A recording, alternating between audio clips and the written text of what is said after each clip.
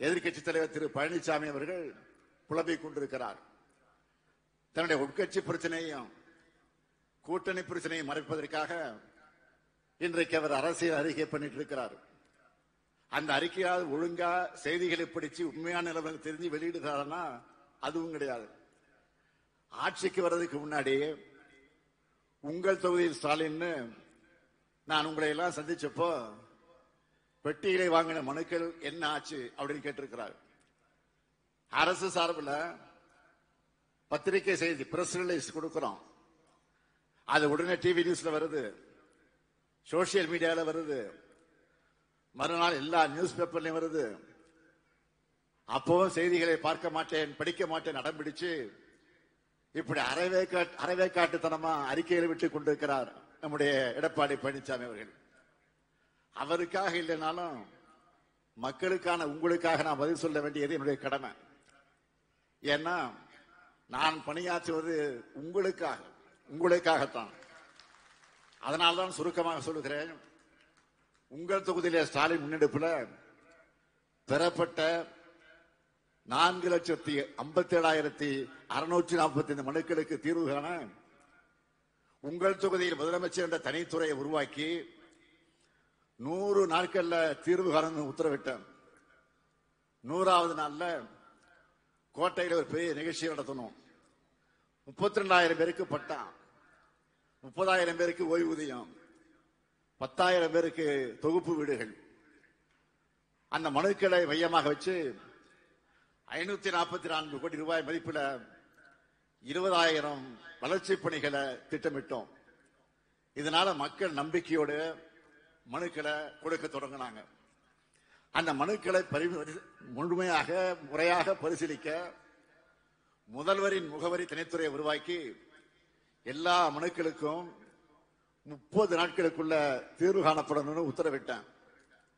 அடுத்து மக்களுடன் முதல்வர் திட்டத்தின் கீழ் அவங்க பகுதிகளிலேயே சிறப்பு முகாம்களை நடத்தணும். 2024 அந்த ஆண்டுல சென்னையில் இருக்கக்கூடிய கோட்டுப்புறத்தில் முதலமைச்சரின் உதவி மையம் தொடங்கணும். இதுல 200 பேர் வேலை பார்த்துக்கிட்டு இருக்கிறாங்க. ஒவ்வொரு மனு மீது நடவடிக்கப்பட்ட நடவடிக்கை என்ன என்பதை அவங்க கண்காணிக்கிறாங்க. இது எல்லாத்தையும் செய்திகள் மூலமா ஆவணப்படுத்தி மக்களுக்கான உங்களிடத்தில் சேர்த்து வெளிப்படைத்தன்மையாக செயல்படுகிறோம். ஆனால் இதெல்லாம் எதிர்க்கட்சி தலைவராக இருக்கக்கூடிய அவருக்கு தெரியல. இதுல அந்த பெட்டிகளுடைய சாவி தொலைந்துருச்சா அப்படின்னு கேட்கிறாரு. சரி, அவர் நினைப்பு பூராமே பெட்டியில் தான் இருக்கு. நியூஸ் பேப்பரே படிக்காத எதிர்கட்சி தலைவர்களுக்கு நான் ஒன்று சொல்றேன். கடந்த 13ஆம் தேதி தினமலர் பத்திரிக்கை, அதுல ஒரு நியூஸ எடுத்துக்காட்டா நான் சொல்றேன். அதோட தலைப்பு என்ன தெரியுமா? தினமலர் என்பது எந்த பத்திரிகை உங்களுக்கு தெரியும்? அந்த பத்திரிகையில் வந்த செய்தி. அதுல தலைப்பு என்ன தெரியுமா?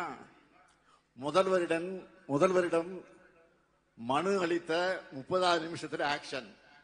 இதுதான் தலைப்பு. அந்த செய்தியை சுருக்கமாக நான் சொல்றேன்.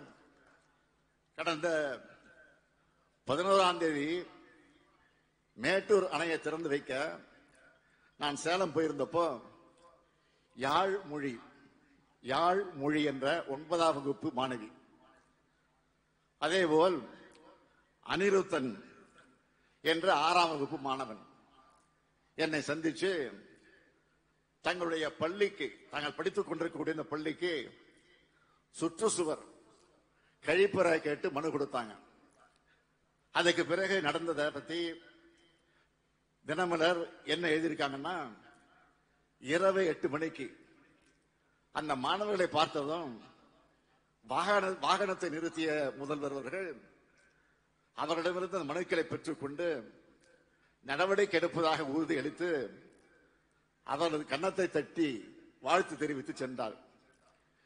இரவு 8:30 மணி முதல் 11:30 மணி வரை மாவட்ட முதன்மை கல்வி அலுவலகம், சேலம் பொதுப்பணித்துறை, பிடிஓ அலுவலகம் ஆகியவற்றிலிருந்து தலைமை ஆசிரியரிடம் பல்வேறு விவரங்களை ஆவணங்களை பெற்றனர்.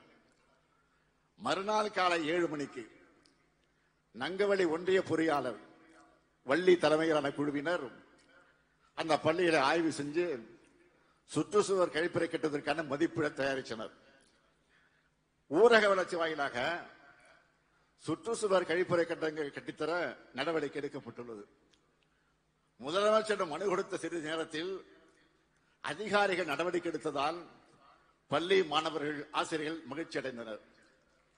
முதலிடம் மனு கொடுத்த மாணவ மாணவரை பாராட்டினார்கள் என்று தினமலர் செய்தி வெளியிட்டிருக்கு.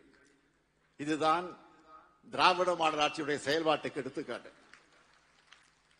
இந்த வேகத்தை இன்னும் அதிகரிக்க மிக முக்கியமான ஒரு அறிவிப்பை இங்கு நான் வெளியிட விரும்புகிறேன்.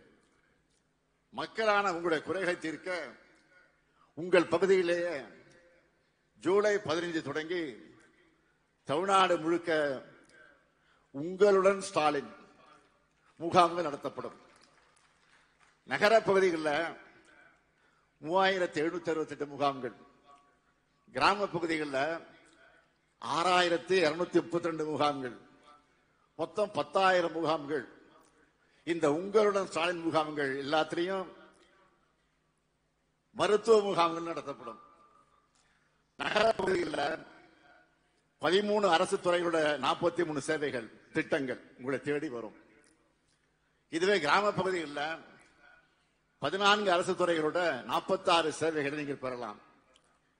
இதுல இன்னொரு முக்கிய அம்சம் என்னன்னா, கலைஞர் மகளிர் உரிமை திட்டத்தில் நல்லா கவனிங்க, கலைஞர் மகளிர் உரிமை திட்டத்தில் விடுபட்ட தகுதியுள்ள பெண்கள் இந்த முகாம்களை உங்களுடைய விண்ணப்பங்களை நீங்கள் நிச்சயமாக தரலாம். இப்படி தரக்கூடிய விண்ணப்பங்கள் மேல 45 நாட்களுக்குள்ள முடிவெடுத்து ஜூலை 2ஆம் வாரம் தொடங்கி அக்டோபர் மாதம் வரை இந்த முகாம்கள் நடக்கும். இத்தனை துறைகள், சேவைகள், திட்டங்கள், இதுல எப்படி விண்ணப்பிக்கிறது நீங்க யோசிக்க வேணாம். உள்ளூர் அளவில் இதற்கான தன்னார்வலர்கள் உங்க வீடு தேடி வந்து உங்களுடன் ஸ்டாலின் முகாம்களை பத்தி உங்களுக்கு விளக்குவாங்க. எப்படி அப்ளை பண்ணணும், எப்படி சான்று டாக்குமெண்ட் அட்டாச் பண்ணணும், தகுதி வரம்பு என்ன, இப்படி தேவையான எல்லா தகவல்களையும் வழிகாட்டுதலையும் உங்க வீட்டுக்கே வந்து கொடுப்பாங்க. இப்படி நாளும் பொழுதும் அல்லும் பகலும் மக்களுடைய குறையை தீர்த்து கொண்டிருக்கக்கூடிய நம்மளை பார்த்தா எதிர்கட்சி தலைவருக்கு எரியத்தானே செய்யும்.